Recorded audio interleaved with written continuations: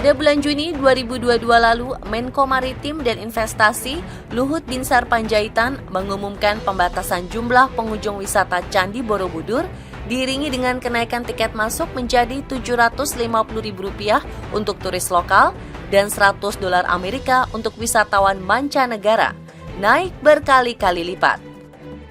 Pro kontra pun merebak di masyarakat. Kebanyakan menolak kenaikan harga tiket karena dianggap tidak wajar dan terlalu mahal. Pemerintah akhirnya memutuskan untuk menunda rencana ini. Selain Candi Borobudur yang dibangun hampir selama 100 tahun, Pulau Jawa memiliki banyak candi dengan keistimewaan yang masing-masing. Termasuk Candi Sukuh yang berlokasi di Kabupaten Karanganyar, Jawa Tengah. Candi Sukuh memang nampak berbeda dari bangunan candi pada umumnya. Sekilas mirip dengan piramida suku Maya yang ada di Meksiko. Di sana dingin sih, enak, udaranya sejuk, terus pemandangannya bagus daripada candi-candi mungkin yang letaknya di bawah mungkin ya, karena kan suku kan di dataran tinggi, jadi mungkin lebih adem aja sih. Pertama tempatnya ya menarik banget, kayak candi-candi gitu buat pengalaman bagus. Terus selain itu cuacanya juga sejuk. Candi Sukuh dijuluki sebagai The Last Temple karena dibangun menjelang keruntuhan kerajaan Hindu Majapahit di Jawa Tengah. Jika candi-candi lain dibangun dengan bentuk yang menyimbolkan Gunung Meru, Candi Sukuh justru dibuat sederhana, berbentuk trapesium, berbahan batu-batu andesit. Pada beberapa bagian candi, terdapat ornamen-ornamen erotis yang menjadi simbol dari hubungan intim pria-wanita. Candi paling menarik di seluruh Asia Tenggara ini bahkan dijuluki sebagai candi porno atau mesum. Sebuah konsep ya, filosofi bahwa artinya bahwa kita diingatkan ya, kita sebagai manusia itu kan juga ada asal-usul muasalnya ya. Kita di situ digambarkan di Candi Sukuh ini jelas bahwa asal muasal manusia itu pertemuan antara laki-laki dan perempuan, dan pertemuan itu digambarkan secara jelas. Itu mengingatkan ya, karena di samping itu juga hal ini penting karena konsep seperti ini juga dikaitkan dengan wilayah kesuburan.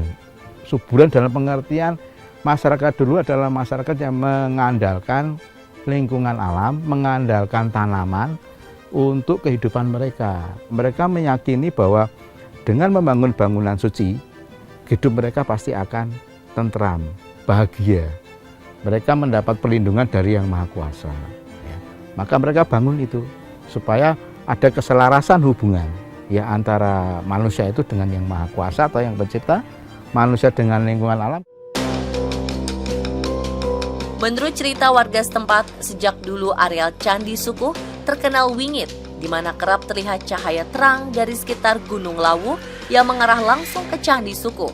Satelit milik NASA bahkan dikabarkan menangkap fenomena ini, namun sulit melacak keberadaannya. Sebagian berpendapat bahwa cahaya terang yang memancar adalah gerbang menuju dunia gaib, atau bisa juga portal antar dimensi makhluk luar angkasa. Selain itu, Candi Sukuh juga memiliki mitos yang berkaitan dengan uji keperawanan dengan cara melewati gerbang yang memiliki simbol lingga yoni pada bagian lantainya. Seseorang yang dipakaikan kain ketika melangkah ada yang menceritakan akan meneteskan darah, juga ada cerita seperti itu. Juga ada yang menceritakan kalau dia masih gadis ketika melangkah akan terjatuh. Jadi sebenarnya awal muasalnya bukan untuk mengetes, tetapi tadi untuk mengingatkan kita bahwa asal muasal kita itu berasal dari adanya pertemuan antara lelaki dan perempuan, dan itu digambarkan secara naturalis melalui pahatan-pahatan relief ya yang kita sebut sebagai palus dan yoni ya, lingga dan yoni gitu ya. Nah, ketika itu ditempatkan di gerbang depan Candi Sukuh, itu sebenarnya awal mulanya itu hanya untuk mengingatkan kita bahwa kita berasal dari siapa, kita berasal dari mana. Menurut para ahli sejarah, Candi Sukuh dibangun sekitar abad ke-15 Masehi oleh orang-orang dari Majapahit yang melarikan diri ke lereng Lawu. Namun ada juga pendapat yang berbeda, karena banyaknya kejanggalan pada relief dan struktur bangunan yang justru mirip dengan punden berundak untuk memuja roh para leluhur.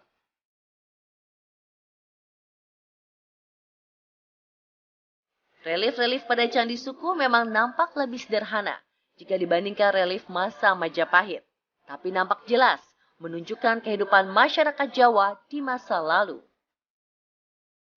Jadi satu-satunya candi yang ada relief pandai besi yang di situ digambarkan tempat membuat beberapa senjata yang ditunjukkan di situ keris ya, ditempa di situ ada relief keris gitu, ada pedang, ada senjatanya dari petani sampai kesatria dan kecil-kecil senjata yang disakralkan gitu. Juga di situ sebagai Condro Sengkolo juga yang berbunyi Gajah Wiku Hanaut Buntut atau sebagai angka tahun 1369 Saka. Letak Candi Suku berada di lereng Gunung Lawu yang kerap tertutup kabut. Suasananya tenang, seakan menyimpan banyak misteri. Menurut keyakinan warga, kawasan Candi Suku adalah tempat sakral yang dijaga entitas goib berenergi besar. Jadi, jangan berkata sembarangan, apalagi sampai berbuat tak senonoh. Mengotori kawasan candi, dampaknya bisa sangat fatal. Itu ada mobil jatuh di bawah, hampir meninggal semua ya. Itu katanya dari suku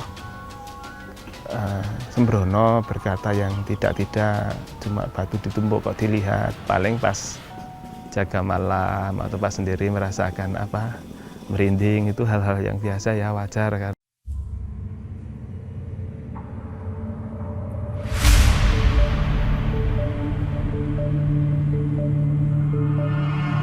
Atau mungkin punya indera yang lain, kadang ngobrol-ngobrol dia berkata ada yang menemani, ada sosok yang datang gitu, seperti seorang raja pakai mahkota, ada seorang putri, kadang-kadang seperti itu. Fenomena-fenomena alam yang terjadi di Candi Suku terbilang istimewa, sehingga sering dinanti-nantikan para pengunjung candi. Pernah di suatu ketika, di bagian puncak candi, dikala hujan, awan seperti terbuka. Pancaran sinar matahari lalu masuk menerangi candi, sementara di sekelilingnya gelap tertutup mendung yang tebal.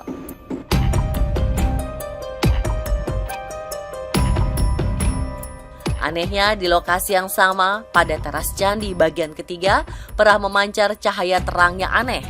Ketika dilakukan pemugaran candi beberapa tahun lalu, barulah ditemukan benda-benda pusaka yang diduga berusia ratusan tahun lamanya. Wah, anugerah menurut dia gitu. Tapi kalau momen-momen ajaib ya memang banyak sekali, maksudnya keajaiban ciptaan Gusti Allah yang begitu bagus. Ketika kabutnya Candi Suku itu banyak yang menanti juga karena suasananya hening dan berbeda. Ada seperti sinar warna biru dan merah. Nah, kisaran beberapa tahun kemudian, kalau kurang lebih tahun 2012 kan itu dipugar. Nah, ternyata di dalamnya itu ditemukan seperti penggambaran lingga dan yoni. Lingganya itu berbentuk seperti batu jernih atau yang oval, kaitannya dengan air amerta. Dan kalau ini 1359 Saka, kurang lebih kan berarti hampir 700-an tahun nih lah kurang lebih. Air itu masih utuh, masih jernih. Betapa nenek moyang kita itu sudah memperhitungkan bahwa ini air akan abadi. Jadi kelembapannya itu salah satu contohnya dikasih gerabah 2 lapis, terus gerabah kecil lagi, baru tanah, baru bebatuan setinggi kurang lebih hampir 2,5 meter. Candi Suku diperkirakan dibangun untuk tujuan pengeruatan, yaitu menangkal atau melepas pengaruh buruk yang mempengaruhi kehidupan seseorang akibat ciri-ciri tertentu yang dimilikinya. Dugaan ini berdasarkan pada relief-relief candi yang berkisah tentang pengeruatan, seperti pada kisah epik Garudea, makhluk mitologi tunggangan Dewa Wisnu yang mencoba menyelamatkan ibunya dari cengkeraman perbudakan bangsa naga. Ruatan di Candi Suku tak hanya berlaku secara pribadi, tapi juga bisa dilakukan secara massal setiap tahun oleh warga desa di sekitar Candi Sukuh. Kalau orang dulu ya, orang Jawa itu jadi kan misalnya punya anak satu perempuan, namanya itu untang-anting kan gitu. Kalau istilahnya 3 itu perempuan, laki perempuan itu namanya sedang ngapit-apit pancuran. Itu jadi kan waktu dulu harus diruat kan gitu. Kedua relief itu menceritakan tentang peruatan kaitannya dengan meruat seorang dewi yang dikutuk dari Swargaloka, diturunkan ke dunia menjadi seorang raksasa yang bisa meruat, yaitu tentang Garudea. Itu menceritakan pertaruhan antara Dewi Kardu dan Winata, yang Dewi Kardu menjadi budaknya para naga dan harus diruat dengan harus mengadakan Tirta Amrita.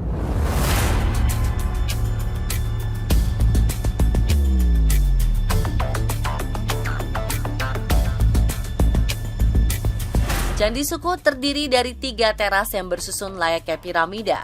Teras pertama bermula dari gapura besar dengan sebuah sangkala dalam bahasa Jawa. Gapura Buta Abara Wong yang memiliki makna gapura sang raksasa memangsa manusia.